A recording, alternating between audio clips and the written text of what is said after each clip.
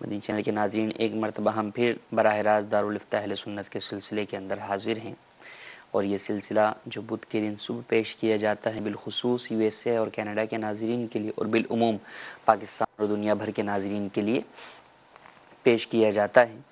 ہم ایک موضوع لے کر حاضر ہوتے ہیں، ابتداً اس پر کچھ گفتگو کرنے کے بعد آپ کی کالز موضوع سے متعلق اور موضوع کے علاوہ بھی شامل سلسلہ کرتے ہیں۔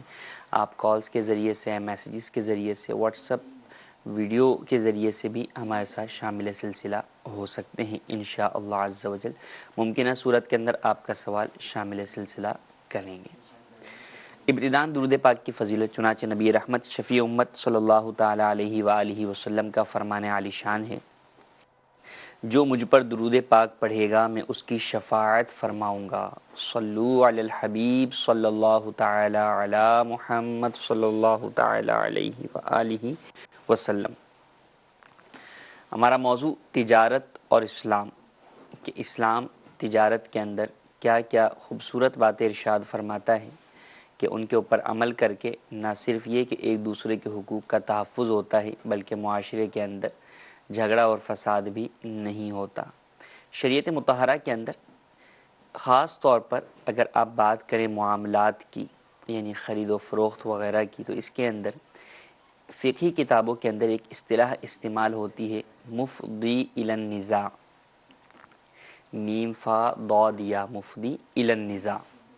مطلب یہ ہوتا ہے کہ یہ چیز جھگڑے کی طرف لے جانے والی تو نہیں۔ کئی چیزوں کے اندر یہ بات بیان کی جاتی ہے کہ یہ اس لیے جائز نہیں کہ یہ چیز جھگڑے کی طرف لے جانے والی۔ دیکھیے کتنی خوبصورت بات ہے کہ مسلمان آپس میں جھگڑا نہ کریں، اس چیز کو اس وجہ سے اس چیز کو ناجائز قرار دے دیا جاتا ہے۔ مثال کے طور پر خرید و فروخت کے اندر اگر قیمت پہلے سے طے نہ ہو، جیسے کہ بعض لوگ دوستی یاری کے اندر یا ویسے ہی کہہ دیتے ہیں کہ جناب کچھ بھی دے دیجئے گا، جو آپ کو مناسب لگے آپ دے دیجئے گا، اس طرح کی بات کرتے ہیں، یا جو مارکیٹ ریٹ ہو وہ دے دیجئے گا۔ اب بعد میں جب کسی کا جو ہے کہ آپ اپنی مرضی سے دے دیجئے گا، جب وہ اپنی مرضی سے دیتا ہے تو وہ مرضی اس کی ہمیں پسند نہیں آتی، یا پھر مارکیٹ ریٹ جو وہ لے کر آتا ہے ہم اس پر راضی نہیں ہوتے، ہمارے ذہن میں کوئی اور مارکیٹ ریٹ ہوتا ہے۔ اب دو صورتیں ہوتی ہیں، یا تو جھگڑا ہوتا ہے، یا پھر بامر مجبوری کسی ایک کو برداشت کرنا پڑتا ہے، اپنی زبان کی وجہ سے وہ پیچھے نہیں ہٹ سکتا۔ اسی لیے اسلام کہتا ہے کہ پہلے آپ جب کوئی چیز خریدیں تو جس طرح چیز کا تعین ضروری ہے کہ وہ کیا چیز خریدی جا رہی ہے، یوں ہی اس کی قیمت کا تعین ہونا بھی ضروری ہے۔ قیمت کے تعین کے بغیر اگر خریدیں گے تو جو قیمت ہے، ثمن ہے، اس میں جہالت ہوگی، اور جہالت چونکہ مفضی الی النزاع ہوتی ہے، جھگڑے کی طرف لے جانے والی ہوتی ہے، لہذا اس کی وجہ سے وہ سودا آپ کا فاسد ہو جائے گا، اس کی اجازت اسلام نہیں دیتا۔ تو یہ کئی جگہوں کے اوپر ہمارے ہاں جو ہے وہ پایا جاتا ہے، کئی چیزوں کے اندر، خاص طور پہ اگر آپ تجارت میں تو ہے، لیکن اگر آپ آ جائیں سروسز کے اوپر کہ آپ کام کروانے کے لیے کسی کو بلواتے ہیں، پینٹ کرنا ہے، فلاں چیز ریپیئر کرنی ہے، فلاں چیز بنانی ہے، تو لوگ عموماً یہ کہتے ہوئے سنائی دیتے ہیں کہ جناب جو آپ کو مناسب لگے آپ دے دیجئے گا۔ اب مناسب لگے اور طے نہیں کیا تو اب ایسی صورت میں جب وہ کام مکمل ہو جاتا ہے تو اب نزاع کی صورت بنتی ہے۔ وہ کہتے ہیں جو دینے والا ہے وہ لازمی سی بات ہے کم قیمت دیتا ہے، اور جو وصول کرنے والا ہوتا ہے اس کی یہ خواہش ہوتی ہے کہ زیادہ سے زیادہ جو وہ مجھے پیسہ مل جائے، تو اب جھگڑے کا باعث یہ بات بنتی ہے۔ تو اسی لیے اسلام کہتا ہے کہ پہلے سے طے کر لیں۔ رکشہ ٹیکسی کے اندر سفر کریں آپ تو وہاں بھی اسی طرح کی بات سننے کو ملتی ہے، جو مناسب ہو آپ دے دیجئے گا، کوئی مسئلہ نہیں ہے۔ اب بعد میں وہی جو مسئلہ نہیں ہوتا وہ بہت بڑا مسئلہ جو ہے وہ بن جاتا ہے، اور آپس میں جو ہے وہ تو میں اور اس سے آگے تک بھی بات پہنچ جاتی ہے۔ تو لہذا اسلامی اصولوں کو ہر زمانے میں، ہر حال کے اندر پورا کرنے میں ہی، ان کو اپنانے میں ہی عافیت ہے، اور اسی سے معاشرہ امن کا گہوارہ بن سکتا ہے۔ مزید ایک اور چیز نبی کریم صلی اللہ تعالی علیہ وآلہ وسلم کی احادیث طیبہ سے ہمیں ملتی ہے کہ فرمایا کہ نہا عن بیع و شرط، کہ بے اور اس کے ساتھ شرط سے منع فرمایا۔ ایک سمپل جو ہے وہ بے ہو رہی ہے، لیکن اس میں ایک شرط لگا دی جاتی ہے، ایکسٹرا سے کوئی شرط ہے جس کا عقد تقاضا نہیں کرتا۔ ایک تو یہ شرط آپ لگا رہے ہیں کہ جناب والا آپ سے میں یہ چیز خرید رہا ہوں، اس کی قیمت جو ہے وہ آپ نے مجھے جو ہے وہ ادا کرنی ہے، تو قیمت تو لازمی سی بات ہے ادا کرنی ہی ہے، اس عقد کا تقاضا ہے.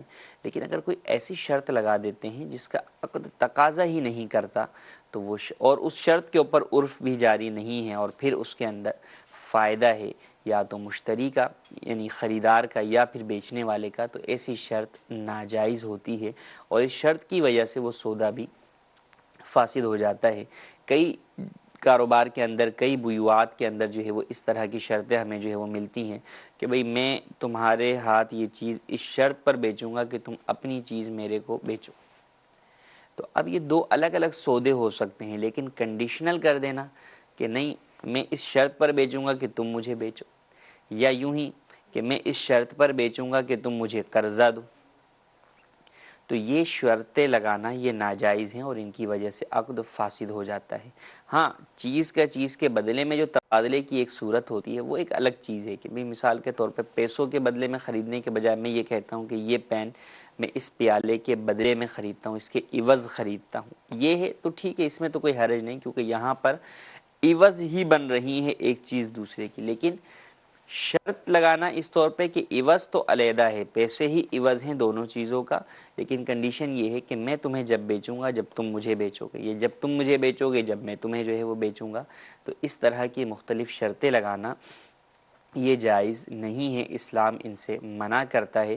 کئی بے شمار جو ہے وہ شرطیں ہیں، بعض شرائط وہ بھی ہیں کہ جن کے اوپر عرف جو ہے وہ جاری ہوا اور علماء نے ان کی اجازت بھی دی، لیکن کثیر شرائط فی زمانہ ہمیں ایسی نظر آتی ہیں کہ ان میں شرعی اعتبار سے خرابی ہے اور ان میں عرف بھی نہیں ہے، بلکہ بعض میں تو کسی ایک فرد کے اوپر ظلم ہو رہا ہوتا ہے تو اسلام اس کی اجازت نہیں دیتا، اس سے بچنا بے حد ضروری ہے. آئیے ہم آپ کی کالز کی طرف چلتے ہیں. جی کالز.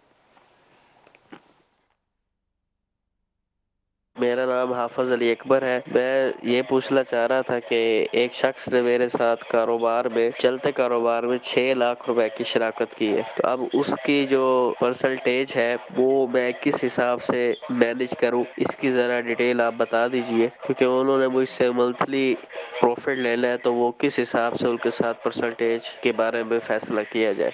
جی مزید کال.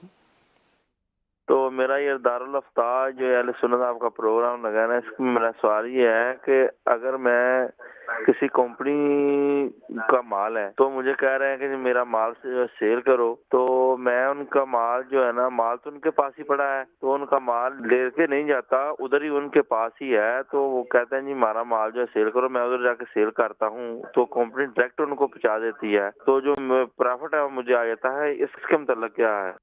جی ٹھیک ہے. مزید کال. آپ نے کہا تھا کہ کاروبار میں آپ کے ہاتھ میں کوئی چیز ہونی چاہیے، جبکہ میرا کام شپنگ کا ہے. شپنگ میں ہمارا جو ہاتھ میں تو کوئی چیز نہیں ہوتی، ہم تو سروس دے رہے ہوتے ہیں کہ ادھر سے کوئی چیز آپ نے بھجوانی ہے باہر، تو ہم نے کہا ٹھیک ہے بھیج دیتے ہیں. باہر سے جو بندے ہوتے ہیں وہ خود ہی لے کے جا رہے ہوتے ہیں، لے کے آ رہے ہوتے ہیں، اس میں ہمارے ہاتھ میں تو کوئی چیز نہیں ہوتی. ہم تو اپنا ایک چیز خریدی، آگے بیچ دی، اس میں اپنا مارجن ایڈ کر دیا. اس میں کیا حکم ہے؟ جی پہلا سوال تھا شراکت سے متعلق. عمومی طور پر جو لوگ اس طریقے سے آج کل پیسے دیتے ہیں کسی کے چلتے ہوئے کاروبار کے اندر پارٹنرشپ کے لیے، ان کی غرض یہ ہوتی ہے کہ ہمیں ماہانہ کچھ نہ کچھ پروفٹ جو ہے وہ ملتا رہے، لیکن ہمارا کیپٹل، ہماری انویسٹمنٹ، ہمارا سرمایہ وہ محفوظ رہے، اس میں لاس برداشت کرنے پہ وہ راضی نہیں ہوتے. تو جب ایسی صورتحال ہوگی تو یہ تو سود ہے، کیونکہ جو رقم آپ کے پاس اس بنیاد پہ رکھوائی جا رہی ہے کہ رکھوانے والا اس میں پروفٹ بھی برداشت، اس میں لاس برداشت کرنے پر راضی نہیں ہے، اور امانت بھی وہ چیز نہیں ہے، آپ کو استعمال کرنے کے لیے دے رہا ہے، تو پھر وہ قرض ہے. اور قرض کے اوپر جو نفع مشروط ہو تو وہ چاہے تھوڑا ہو یا زیادہ، فکس ہو یا ان فکس ہو، دونوں ہی سود ہے اور حرام ہے، تو اس کی اسلام میں اجازت نہیں ہے. ہاں اگر واقعی پارٹنرشپ ہو، لاس اینڈ پروفٹ دونوں کی بنیاد پر کی جائے، تو ایسی صورت کے اندر باہمی رضامندی سے آپ پرسنٹیج طے کر سکتے ہیں، اس میں کوئی حرج نہیں ہے. پرسنٹیج کی لمٹ نہیں لگائی جا سکتی، باہمی رضامندی سے دو پارٹنر جو کہ کام کر رہے ہیں وہ پرسنٹیج نفع کی طے کر سکتے ہیں. لیکن یہاں پر ایک سوال چونکہ آپ کا تھا کہ چلتے کاروبار میں شرکت کی، تو چلتے کاروبار میں شرکت کی اجازت نہیں ہے۔ شرعی اعتبار سے جو شرکت کی جاتی ہے وہ ایک نئے کاروبار میں کی جاتی ہے اور نقود کے ذریعے کی جاتی ہے، پیسوں کے ذریعے سے کی جاتی ہے، کہ دونوں طرف سے پیسے ملائے جاتے ہیں، وہ مکس پیسوں سے مال خریدا جاتا ہے، کاروبار کیا جاتا ہے۔ ایسی صورت میں جب وہ پیسے مکس ہیں اور ان سے آگے آپ نے مال خریدا، تو وہ جو مال ہے وہ ان پیسوں کے عوض آیا، چونکہ پیسے مشترکہ تھے لہٰذا وہ مال بھی مشترکہ ہوا، اور اس مال سے ملنے والا پروفٹ یا خدا نخواستہ ہونے والا نقصان اس کے دونوں ہی ذمہ دار ہوں گے۔ تو چلتے کاروبار کے اندر شرکت کی اجازت نہیں ہے، نئے کاروبار کے اندر ہی شرکت کی جا سکتی ہے۔ دوسرا سوال ہمارے پاس تھا کہ کمپنی کا مال جو ہے بیچتا ہوں، مال تو میرے پاس نہیں ہوتا، کمپنی کے گودام میں ہی پڑا ہوتا ہے، میں جس سے ڈیلنگ کرتا ہوں اس کو کمپنی ہی مال پہنچاتی ہے، تو ایسی صورت میں میرا ایسا کرنا کیسا ہے؟ چونکہ ہم نے گزشتہ سلسلے کے اندر یہ بات کی تھی کہ ایسا مال بیچنا جو آپ کی کسٹڈی میں نہ ہو، آپ کے قبضے میں نہ ہو، وہ جائز نہیں ہے، کہ حدیث پاک میں منع فرمایا گیا لا تبیع ما لیس عندک، جو چیز تمہارے پاس نہ ہو وہ مت بیچو۔ تو کئی لوگوں کے ذہنوں میں اس طرح کے سوالات جو ہے وہ آئے ہیں، اور ہمارے یہ آخری دو سوال اسی سے متعلق ہیں۔ تو دیکھیں، اگر تو آپ ان کے ایجنٹ کے طور پر، بروکر کے طور پر جو ہے وہ بیچ رہے ہیں، تو ایسی صورت میں تو بیچنا جائز ہے، کیونکہ آپ ان کے نمائندے ہیں، اصل جو فرد ہے جس کا مال بیچا جا رہا ہے اس کے قبضے کے اندر وہ مال موجود ہے۔ ہاں، اب پروفٹ تو اب جتنے کی بھی وہ چیز بیچی جائے گی وہ ٹوٹل اماؤنٹ اس کے ملنے والا عوض جو ہے وہ اصل کمپنی کا ہی ہوگا، اصل ادارے کا ہی ہوگا۔ آپ اپنا ایجنٹ کا یا بروکر کا بروکری جو ہے وہ آپ لے سکتے ہیں، کمیشن لے سکتے ہیں، اور کمیشن کا اصول یہ ہے کہ کمیشن عرف کے مطابق ہوتا ہے، عرف سے زیادہ نہیں ہوتا۔ تو مارکیٹ میں اس چیز کا جتنا پروفٹ یا کمیشن جو ہے وہ چل رہا ہے اتنا ہی لے سکتے ہیں، اس سے زیادہ نہیں لیا جا سکتا۔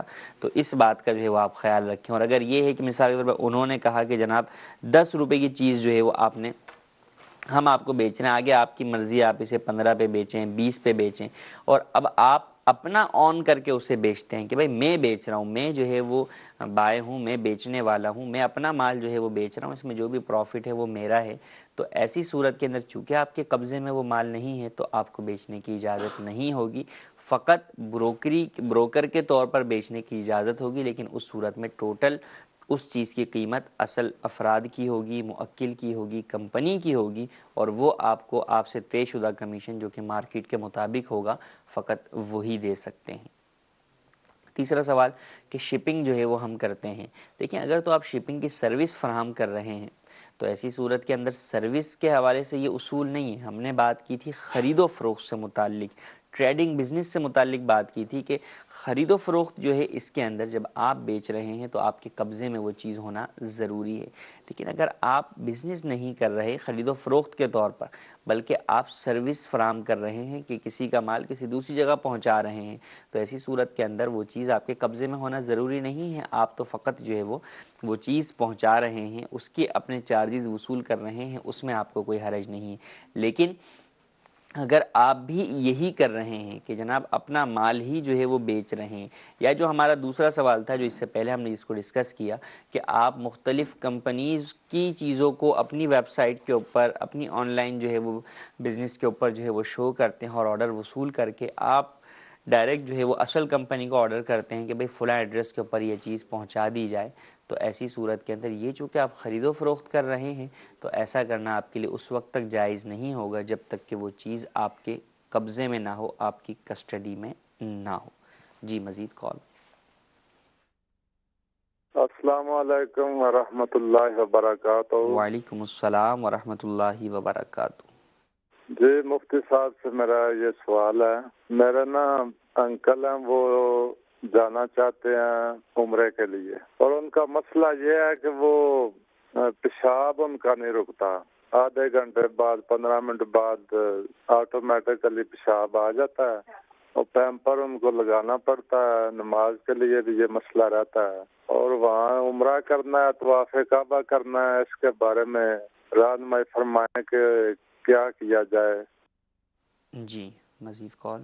میرا نام محمد سلیمان اختاری ہے. میں نے یہ پوچھنا تھا کہ ہمارے محلے میں ایک بچی کوئی اسی طرح کسی کے گھر پہ چھوڑ گیا، تو ابھی اس کا یہ پتہ نہیں کنفرم کہ آیا یہ کس نے چھوڑی ہے، اس کی کنفرم معلومات نہیں مل رہی، تو کیا ہم اس کو اپنی گود لے سکتے ہیں؟ اس کے بارے میں شرعی رہنمائی عطا فرمائیں. جی مزید کال.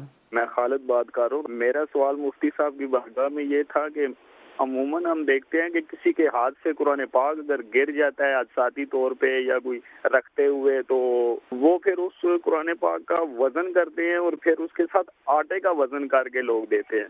پوچھنا میرا یہ تھا کہ کیا شریعت میں اس بات کی کوئی اصل ہے، ایسا کرنا چاہیے، یا پھر کوئی اور طریقہ ہے، کیا کفارہ اس کا ادا کرنا چاہیے؟ اگر کرنا چاہیے تو کس طرح؟ جی پہلا سوال ہمارا کہ معذور کا عمرہ ادا کرنا، معذور سے مراد معذور شرعی، کہ جس کو کوئی ایسا عذر لاحق ہے جس کی وجہ سے اس کا وضو بار بار ٹوٹتا رہتا ہے، اور جیسے کہ انہوں نے بیان کیا کہ وہ ان شخص کو پیشاب نکلنے کی جو ہے وہ بیماری ہے. دیکھیں اب اس میں چند چیزوں کا خیال رکھنا ضروری ہے. سب سے پہلے تو مسئلہ جو ہے وہ ذہن میں رکھیں کہ مسجد میں ناپاکی لے جانے کی اجازت نہیں ہے، اور مسجد کو بدبو سے بچانا بھی واجب ہے. تو مسجد اللہ تبارک و تعالیٰ کا گھر ہے، اس کی صفائی ستھرائی کا خیال رکھنا ہر مسلمان کے اوپر ضروری ہے، اور نجاست لے جانا مسجد کے اندر جائز نہیں ہے. اب ایک تو مسجد عام مساجد ہیں، اور ایک کعبۃ اللہ شریف کی مسجد، مسجد الحرام شریف کے، وہاں ایک گناہ 1,00,000 گناہ کے جو ہے وہ برابر ہے، تو وہاں اور زیادہ احتیاط کی حاجت ہے. اب اگر ان کا ٹائم پیریڈ معلوم ہے کہ جناب آدھا گھنٹے کے اندر جو ہے وہ پرابلم ہوتی ہے، اس سے پہلے عموماً نہیں ہوتی، یا اگر ہو تو کنٹرول کر کے یہ باہر آ سکتے ہیں، تو ایسی صورت کے اندر عمرے پر چلے جائیں. احتیاطاً پیمپر لگائیں، لیکن پیمپر لگے ہونے کی وجہ سے یہ نہیں کہ پیمپر میں ہی جو ہے وہ نجاست کا اخراج ہو اور اسی حالت کے اندر مسجد کے اندر گھومتے رہیں، اس کی اجازت نہیں ہوگی. احتیاطاً پیمپر لگائیں، اور فارغ ہوں واش روم وغیرہ کی جو ہے وہ فراغت سے، حاجت سے، اور عمرہ کرنا شروع کریں طواف. اب اگر 1-2 چکر کے بعد بھی انہیں یہ احساس ہوتا ہے کہ مجھے دوبارہ جو ہے وہ حاجت محسوس ہوتی ہے، یا ٹائم کے اعتبار سے انہیں لگتا ہے کہ 15 منٹ کے اندر مجھے جانا پڑتا ہے، تو پھر بہرحال انہیں باہر آنا ہوگا. ان کے ساتھ جو بھی ہیں وہ انہیں لے کر باہر واش رومز کی طرف آئیں، اور وہاں پر وہ قضائے حاجت سے جو ہے وہ فارغ ہوں، اور پھر دوبارہ وضو کر کے جہاں سے اپنا طواف چھوڑا تھا وہیں سے اس طواف کو مکمل کریں. تو یوں ان احتیاطوں کا خیال رکھتے ہوئے وہ عمرے کی ادائیگی کر سکتے ہیں. دوسرا سوال تھا کہ بچی کو کوئی گھر محلے میں چھوڑ کر چلا گیا، تو اب اس کا کیا حکم ہے؟ اولاً تو اس کا اعلان کروایا جائے تاکہ بچی اپنے گھر والوں تک پہنچ جائے. مختلف ذرائع جو ہے وہ اس کے اختیار کیے جائیں. باقی جب تک کوئی نہیں ملتا تو اس کو لے لینا، اس میں کوئی حرج نہیں ہے، بالکل اسے لیا جائے گا اور اس کا خیال رکھا جائے گا. ہاں اگر کل کو اس کے والدین مل جاتے ہیں اور وہ گود دینے پر راضی نہیں ہوتے، تو پھر بہرحال انہی کو واپس کرنی ہوگی. تیسرا سوال قرآن کریم چھوٹ جانا. کسی مسلمان سے یہ تصور بھی نہیں کیا جا سکتا کہ وہ جان بوجھ کر قرآن کریم کو گرائے معاذ اللہ. اگر کوئی ایسا کرے گا تو وہ توہین کتاب الہی کی وجہ سے ہی دائرہ اسلام سے خارج ہو جائے گا. غلطی کی وجہ سے بسا اوقات گر جاتا ہے تو اس پر کوئی کفارہ، مالی کفارہ لازم نہیں ہے. اللہ عز و جل کی بارگاہ میں احتیاطاً جو ہے وہ توبہ کر لیں، اور قرآن کریم کو چوم کر جو ہے وہ دوبارہ بلند جگہ پر رکھ دیں، اور رکھنے میں اس بات کا خیال رکھیں کہ وہ دوبارہ جو ہے وہ یوں ہاتھ وغیرہ لگنے سے گرنے کا اندیشہ نہ ہو. باقی یہ جو لوگوں میں رائج ہے کہ جناب اس کے وزن کے مطابق اس کا آٹا یا گندم وغیرہ خیرات کی جاتی ہے، یہ کوئی ضروری نہیں ہے. اس پر کوئی کفارہ اس اعتبار سے لازم نہیں ہوتا. کچھ میسیجز بھی ہم آپ کے جو ہے وہ شامل کرتے ہیں. ایک سوال یہ ہے کہ بازو والی آستینیں جو ہے وہ جالی والی اسلامی بہنیں پہن سکتی ہیں یا نہیں، اور اس کو پہن کر نماز پڑھ سکتی ہیں یا نہیں؟ نیٹ کی آستینیں پہننا محارم کے سامنے پہنتی ہیں، شوہر کے سامنے پہنتی ہیں تو پہننا جائز ہے. البتہ جہاں تک نماز کا تعلق ہے تو چونکہ اس میں رنگت ظاہر ہو رہی ہوتی ہے جسم کی، تو وہ ستر عورت کفایت نہیں کرے گا، ستر عورت میں کفایت نہیں کرے گی وہ. ہاں اب اگر اوپر سے کوئی چادر وغیرہ ایسی اوڑھ لی کہ جسے بازو کی رنگت وغیرہ چھپ گئی تو پھر نماز ہو جائے گی، اور اگر رنگت نظر آ رہی ہے تو پھر نماز نہیں ہوگی. اور اس طرح کی آستین والا لباس کہ جس کے اندر رنگت نظر آ رہی ہے غیر محارم کے سامنے پہننا بھی جائز نہیں ہے. دوسرا سوال ہے کہ قضا نماز پڑھنے کا طریقہ بتا دیجیے۔ قضا نماز پڑھنا جس طرح عام نماز پڑھی جاتی ہے اسی طرح قضا نماز پڑھی جاتی ہے۔ قضا فقط فرضوں کی ہوتی ہے یا پھر وتر کی ہوتی ہے، عشاء میں سنتوں کی قضا نہیں ہوتی۔ آپ نیت کیجئے کہ میں آج کی فجر کی نماز قضا کرتا ہوں یا کرتی ہوں، اور آپ وہ 2 رکعت نماز فجر جو ہے وہ ادا کر لیجئے۔ تو جس وقت کی نماز ادا کرنی ہے، جس دن کی ادا کرنی ہے، اس کو آپ مینشن کر لیجئے۔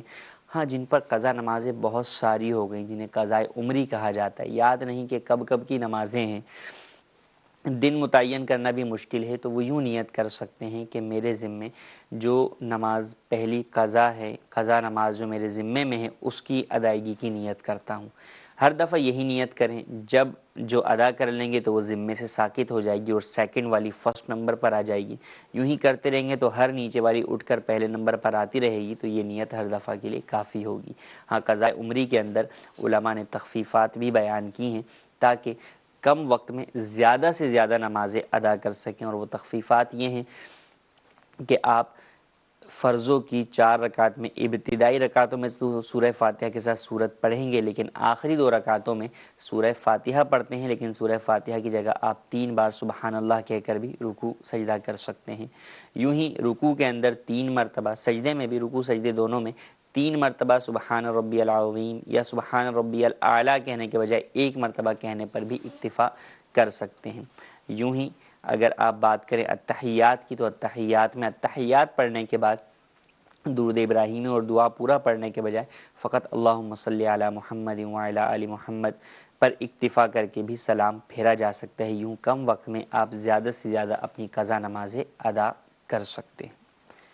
ایک اور سوال ہے کہ سحری کا آخری وقت 5:48 ہے اور اذان 5:45 پر ہو گئی، تو اس میں کیا کیا جائے؟ اذان فجر وقت سے پہلے ہو گئی تو وہ اذان شمار نہیں ہوگی، وقت میں ہی اذان کا ہونا ضروری ہے۔ لہٰذا اب اگر سوال اس اعتبار سے ہے کہ اذان دوبارہ دی جائے یا نہ دی جائے، تو بالکل اذان دوبارہ وقت میں ہی دی جائے گی۔ اور اگر سوال ان کا اس اعتبار سے ہے کہ وقت تو بعد میں ہے لیکن اذان پہلے ہو گئی ہے، تو کیا ہم کھانا پینا چھوڑ دیں؟ تو کھانا پینا چھوڑنا ضروری نہیں ہے۔ اگر آپ کو کنفرم ہے کہ واقعی گھڑی بھی درست ہے اور وقت بھی جو ہے وہ آج کا ہی یہ آ رہا ہے 48، تو ایسی صورت کے اندر آپ 45 کے بعد بھی اگر کھائیں گے تو اس سے آپ کے روزے پر فرق نہیں پڑے گا۔ ہاں، احتیاطاً جو ہے وہ 1-2 منٹ ویسے ہی پہلے کھانا پینا چھوڑ دینا چاہیے۔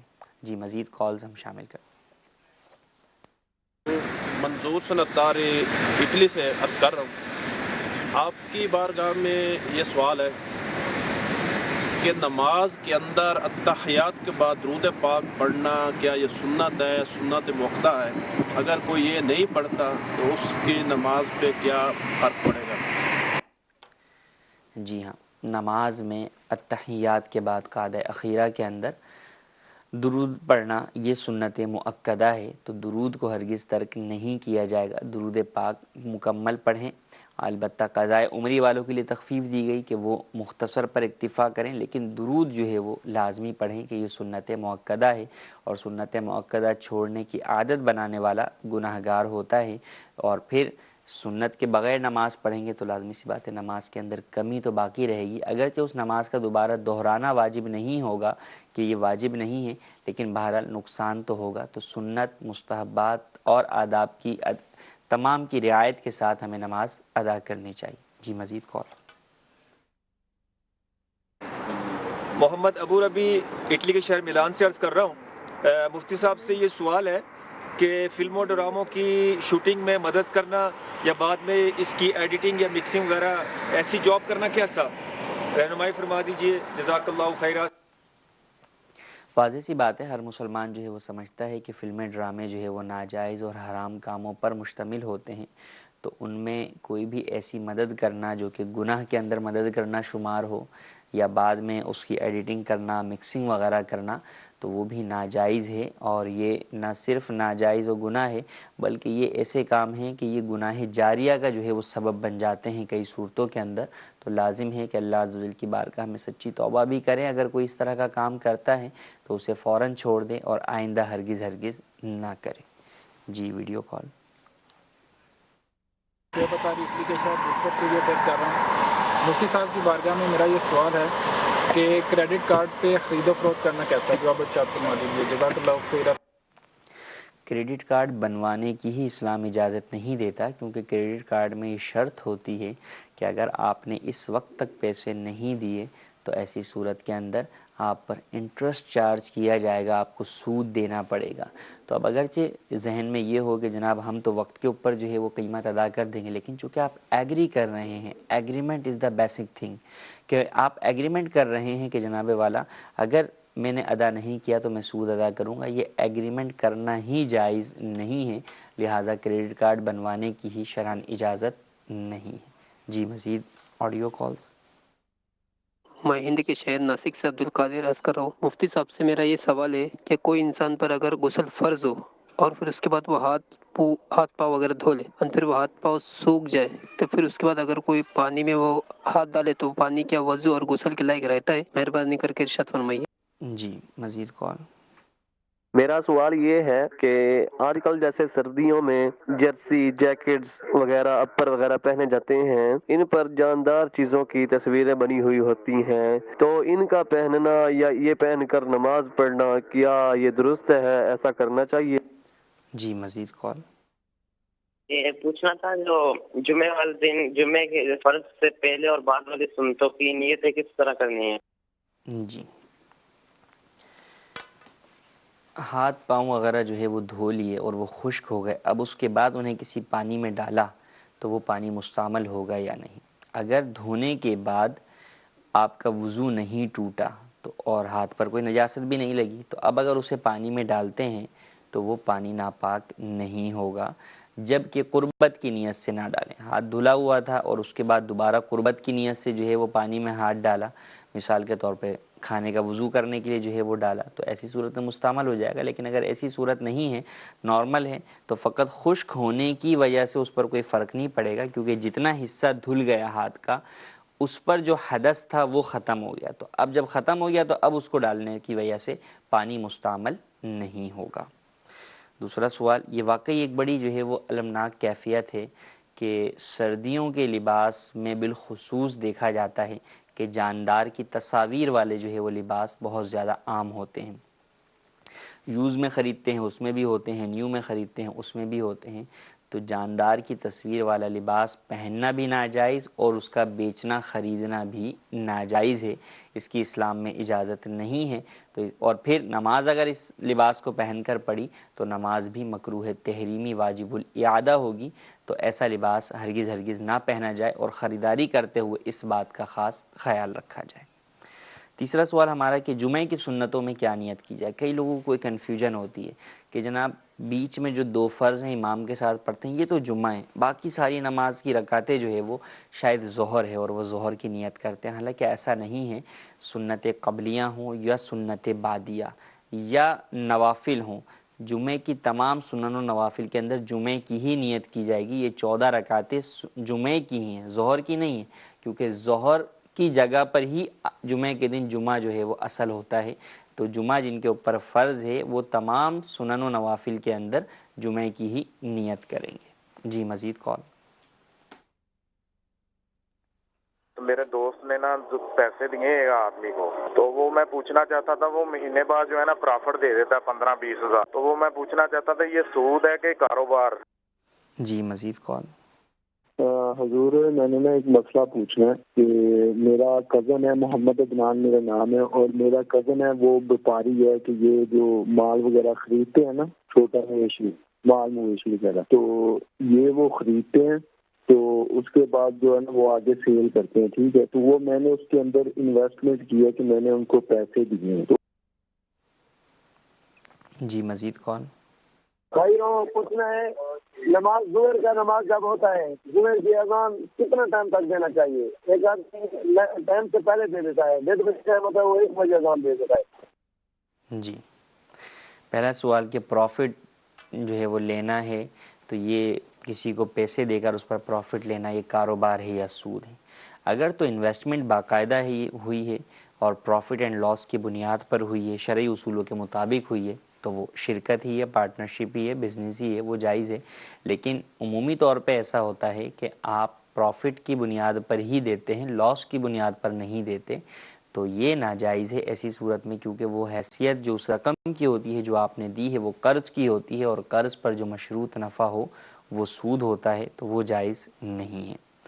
دوسرا سوال ان کا، مال مویشی خریدے اور اس میں انویسٹمنٹ کی ہوئی ہے، تو دیکھیں انویسٹمنٹ کے اصول ہیں باقاعدہ شریعت مطہرہ کے اندر، تو ان اصولوں کے مطابق اگر انویسٹمنٹ کی ہے تو ٹھیک ہے جائز ہے، اور اس کا پروفٹ بھی جو ہے وہ لینا جائز ہے، لیکن اب انہوں نے کس طرح کی ہے تو اس کے لیے دارالفتاء اہل سنت تشریف لے آئیے، یا آپ دارالفتاء اہل سنت کے نمبرز پر کال کر لیجئے، تو آپ کی مکمل صورتحال جاننے کے بعد آپ کو جواب دیا جا سکے گا۔ تیسرا سوال ہمارا ہے اذان ظہر کہ کب دی جائے؟ وقت شروع ہونے کے بعد دی جا سکتی ہے۔ عموماً ہمارے ہاں وقت شروع ہونے کے بعد بھی اذانوں کا تعلق جماعت کے ساتھ ہوتا ہے، کہ جماعت سے 20 منٹ پہلے جو ہے وہ اذان دی جاتی ہے، تو اس میں بھی کوئی حرج نہیں ہے۔ ہاں وقت سے پہلے نہیں دی جائے گی، کہ وقت سے پہلے دی جائے گی تو وہ شمار نہیں ہوگی، وقت شروع ہونے کے بعد ہی اذان دینا ضروری ہے۔ جی مزید کالز؟ جی میرا آپ لوگوں سے یہ سوال تھا کہ یہ گھر میں جو پرندہ طوطا رکھنا جائز ہے کہ نہیں جائز؟ جی صاحب مجھے آپ سے یہ عرض ہے، اگر میں بچہ میں گود لے رہا ہوں تو اپنا نام دوں یا اس کی والد کا نام دوں، مجھے میرے اصلاح فرمائیں۔ جی مزید کال؟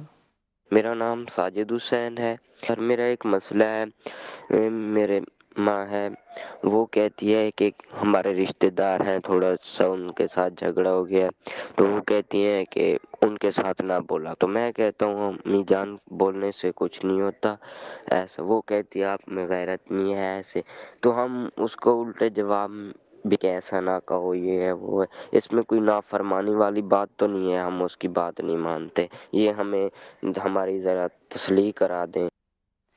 جی پہلا سوال تھا کہ گھروں میں پرندہ وغیرہ رکھنا کیسا ہے؟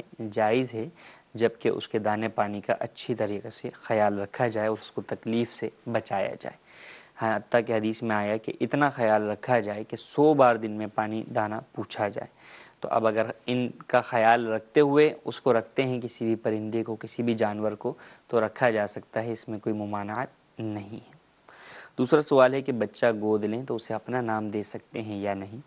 اپنا نام ہرگز نہیں دے سکتے، بچے کو اس کے اصل والد کا ہی نام دیا جائے گا۔ سرپرست میں تو آپ کا نام آ سکتا ہے، لیکن ولدیت کے اندر وہاں پر بچے کے حقیقی باپ کا ہی نام لکھنا ضروری ہے۔ حدیث پاک کے اندر ہے من ادعا الی غیر ابیہ فعلیہ لعنۃ اللہ والملائکۃ والناس اجمعین، کہ جس نے اپنا نسب جو ہے وہ اپنے باپ کے علاوہ کسی اور کی طرف منسوب کیا، اس کا دعویٰ کیا، تو فرمایا اس پر اللہ کی لعنت ہے، ملائکہ کی لعنت ہے اور تمام لوگوں کی لعنت ہے۔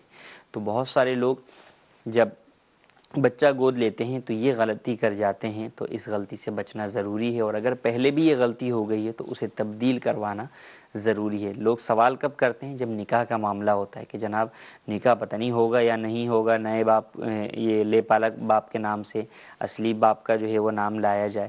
حالانکہ وہاں تو پھر بھی بعض صورتوں کے اندر نکاح ہو جاتا ہے، لیکن اصل یہ جو گناہ آپ پر ہو رہا ہے، اور اتنا بڑا گناہ کہ اللہ کی لعنت، ملائکہ کی لعنت، تمام جہان والوں کی لعنت، اس سے بڑھ کر اور جو ہے وہ کیا وعید ہو سکتی ہے، تو ان سے بچنا ضروری ہے۔ تو اس طرح اگر کسی سے ہوا ہے تو اس چیز کو ختم کریں۔ تیسرا سوال انہوں نے کیا کہ قطع تعلقی کا والدین کہتے ہیں، تو اب ایسی صورت میں ہم والدین سے اگر کوئی بات کریں تو یہ نافرمانی شمار ہوگی یا نہیں؟ تو دیکھیں قطع تعلقی کرنا حرام ہے، اسلام میں اس کی اجازت نہیں ہے، اور کتنی ہی پیاری بات ارشاد فرمائی گئی نبی کریم صلی اللہ علیہ وسلم نے حدیث پاک کے اندر کہ اگر وہ تمہارے ساتھ بھلائی کر رہا ہے اور تم اس کے ساتھ بھلائی کرو تو یہ تو مکافات ہے، یہ تو عدل بدل ہے کہ اس نے تمہارے ساتھ کیا، تم نے اس کا بدلہ دے دیا۔ اصل صلہ رحمی تو یہ ہے کہ جو تم سے تعلق توڑے تم اس سے تعلق جوڑو۔ تو والدین کو بھی چاہیے کہ ایسا نہ خود کریں، نہ ہی اپنی اولاد کو قطع تعلقی پر مجبور کریں۔ ہاں اولاد کو چاہیے کہ ادب کا دامن ہاتھ سے نہ جانے دیں، اور ادب کے دائرے میں رہتے ہوئے والدین کو شریعت مطہرہ کے احکامات سنائیں، صلہ رحمی کرنے کی فضیلتیں سنائیں، اور قطع رحمی کرنے کی وعیدات کو جو ہے وہ بیان کر کے ان کا مدنی ذہن بنائیں کہ آپ جو ہے وہ رشتہ داروں کے ساتھ تعلقات جوڑیں، خود بھی جوڑیں، اور اپنی اولاد کو بھی ان تعلقات کو قائم رکھنے کی اجازت دیں۔ کچھ میسیجز جو ہے وہ ہم شامل کرتے ہیں۔ ایک سوال یہ ہے کہ کیا ہم قضا نماز کب پڑھ سکتے ہیں؟ قضا نماز آپ کسی بھی وقت پڑھ سکتے ہیں، صرف 3 مکروہ اوقات ہیں، ان میں قضا نماز منع ہے۔ نمبر 1 طلوع آفتاب سے لے کر 20 منٹ بعد تک کا وقت، اس میں قضا نماز نہیں پڑھ سکتے۔ دوسرا ظہوہ کبریٰ کا وقت، جسے عوام زوال کا وقت کہتے ہیں، اس وقت میں آپ نماز نہیں پڑھ سکتے، اور یہ 12 بجے کا ہی وقت ہو یہ ضروری نہیں ہے، یہ وقت بھی اپ ڈاؤن ہوتا رہتا ہے۔ اس کی انتہا تو لکھی ہوتی ہے نماز کے نقشہ اوقات کے اندر، اختتام اس کا ظہر کا وقت شروع ہونے پر ہوتا ہے، تو آپ کو لکھا ہوا ملے گا ظہوہ کبریٰ مثال کے طور پہ 11:40 پہ۔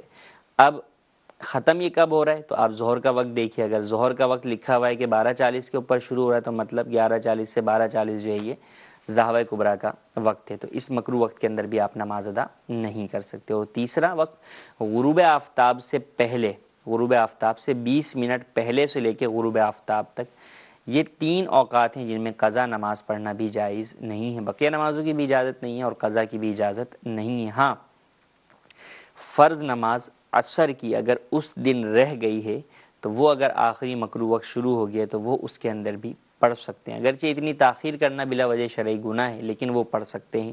باقی ان 3 مکروہ اوقات کے اندر کوئی نماز پڑھنے کی اجازت نہیں ہے۔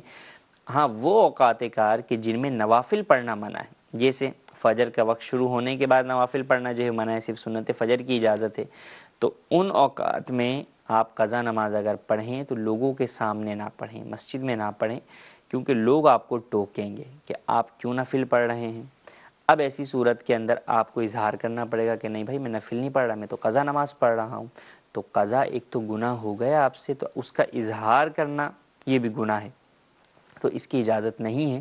تو ان اوقات میں جیسے عصر کے بعد کا وقت ہے تو اس میں آپ قضا پڑھ سکتے ہیں، لیکن مسجد میں پڑھیں گے تو لوگ آپ کو ٹوکیں گے، تو گھر کے اندر جو ہے وہ ادا کیجیے، لوگوں کے سامنے ادا کرنے سے اجتناب کیجیے۔ ایک سوال یہ ہے کہ عورت جو ہے وہ اونچی آواز میں قرآن پڑھ سکتی ہے یا نہیں؟ عورت کی آواز اگر غیر محرم تک نہیں پہنچتی تو ایسی صورت کے اندر وہ اونچی آواز سے قرآن پڑھ سکتی۔ ہاں غیر محرم مرد تک آواز پہنچنا اور وہ بھی ترنم والی آواز، وہ عورت کی جو ہے وہ منع ہے، تو عورت اس بات کا خیال رکھے، اب گھر میں پڑھ رہی ہے اور گھر میں جو ہے وہ محارم ہی ہیں یا شوہر ہیں، بچے ہیں، تو ان کی موجودگی میں اگر بآواز بلند پڑھتی ہے اور باہر بھی آواز نہیں جاتی غیر محارم تک تو اس میں کوئی حرج نہیں ہے۔ جی کچھ کالز دیجیے۔ صاحب میرا ایک ہی سوال ہے کہ میں جو بینک میں جاب کرتا ہوں کہ میری مجبوری یہ ہے کہ میری امی اور ابو ہے اور میں شادی شدہ نہیں ہوں، تو میں اس بینک میں جاب کر سکتا ہوں کہ نہیں؟ بینک میں تو ویسے ہی بیاج ہے لیکن کیا کریں مجبوری ہے۔ جی مزید کال۔ کہ اگر حج فرض ہو جائے کیا بیٹیوں کی شادی کروا کر ہی بندہ حج کو جائے یا پہلے حج کر لے اس کے بعد شادی کروائے؟ جواب ارشاد فرماتے السلام علیکم ورحمۃ اللہ وبرکاتہ۔ جی مزید کال۔ میں محمد آصف اتاری، مفتی صاحب کی بارگاہ میں میرا یہ سوال ہے کہ میری کریانے کی دکان ہے کہ کسٹمر آتا ہے میرے پاس کوئی چیز لینے کے لیے، وہ ہمارے پاس نہیں ہوتی تو ہم اپنے جو پڑوسی دکاندار ہیں اس سے وہ چیز منگوا کر اس کو دے دیتے ہیں، تو پھر جب اس کو یہ کہہ کر لے کر آتے ہیں کہ جب میں یہ سامان لے آؤں گا اور میں آپ کو یہ چیز واپس دے دوں گا، تو اس طرح کرنا کیسا ہے؟ جی پہلا سوال بینک میں جاب۔ دیکھیں بینک ایک سودی ادارہ ہوتا ہے، اس کے اندر سود کا کام ہوتا ہے، لیکن بعض کام اس کے اندر جائز بھی ہوتے ہیں۔ اب اگر بینک میں ایسی نوکری کر رہے ہیں جس میں آپ کو ناجائز کام ہی کرنے پڑتے ہیں تو ایسی جاب کرنا جائز نہیں ہے، اور اگر ایسی جاب ہے جس کا تعلق ناجائز امور کے ساتھ نہیں ہے، جیسے گارڈ، سیکیورٹی گارڈ ہے یا الیکٹریشین ہے، تو اس کی نوکری جائز ہے۔ اب اگر ناجائز جاب کر رہے ہیں اور اس میں یہ حضور کے جناب مجبوری ہے تو یہ مجبوری نہیں ہے۔ دیکھیں اللہ تبارک و تعالیٰ کی نافرمانی سے بچنا یہ ضروری ہے۔ یہ کیسے ہو سکتا ہے کہ اللہ تبارک و تعالیٰ کی فرما برداری کریں تو وہ ہمیں رزق دے، نافرمانی کریں تو وہ ہمیں رزق دے، اور فرما برداری کریں تو رزق نہ دیں؟ تو ایسا نہیں ہوتا۔ دنیا کے اندر بھی اگر آپ کسی کی فرما برداری کرتے ہیں تو اس کی انعامات کی نوازش کی بارش ہوتی ہے، نہ یہ کہ وہ فرما برداری کرنے کے اوپر الٹا جو ہے وہ آپ کے خلاف ہو جاتا ہے۔ تو یہ ہم نے اپنا ذہن بنایا ہوا ہے کہ اگر اس ناجائز کام کو چھوڑ دیں گے تو کمائیں گے کہاں سے، کھائیں گے کہاں سے، ایسا نہیں ہے۔ توکل ہو اللہ تبارک و تعالیٰ کی ذات پر کہ وہی رزاق ہے، وہی رزق دینے والا ہے، تو ناجائز جو کام ہے اس کو فوری طور پر چھوڑنا بہرحال ضروری ہے۔ تو لہٰذا آپ اللہ عز و جل کی بارگاہ میں سچی توبہ کیجئے۔ اگر آپ کی جاب کا تعلق ناجائز کاموں کے ساتھ ہے تو آپ اسے فوراً چھوڑ دیجئے، اور ناجائز کے ساتھ ہے یا نہیں اس کا فیصلہ کرنا عموماً عوام کے لیے تو مشکل ہی ہوتا ہے، تو اس کے لیے آپ دارالفتاح اہل سنت میں رابطہ کیجئے، تو انشاءاللہ عز و جل آپ کی رہنمائی کی جا سکے گی۔ ہمارے سلسلے کا وقت ختم ہوا چاہتا ہے۔ اللہ تبارک و تعالی سے دعا ہے جو سنا اسے یاد رکھنے، اس پر عمل کرنے، اسے دوسروں تک پہنچانے کی سعادت نصیب فرمائے، آمین بجاہ النبی الامین۔ صلو علی الحبیب صلی اللہ تعالی علی محمد صلی اللہ علیہ وسلم۔